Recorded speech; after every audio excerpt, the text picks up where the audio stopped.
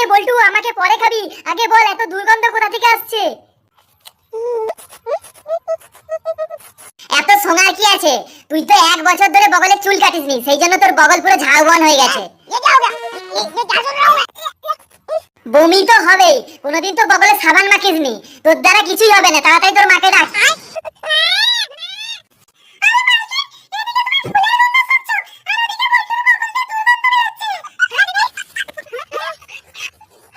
আরে মালকিন, আমাকে সোনার কি আছে, তাড়াতাড়ি বল্টুর বগল থেকে পরিষ্কার করে দাও। আরে মালকিন, আমাদেরকে দিয়ে কি করবে, আমাদেরকে ছেড়ে দাও প্লিজ। মামা মামা মালকিন, আমাদেরকে তাড়াতাড়ি জ্বলন্ত উনুন থেকে নামাও, আমাদের পথ পুড়ে গেল যে। তুই তেরিকা মালকিন, আমাকে পুরো গুয়ের মতো ঢেরকা করে দিলে যে। আরে মালকিন, এই চটচটা মালটাকে আমার উপরে দিলে কেন? কি বিচ্ছিরি গন্ধ।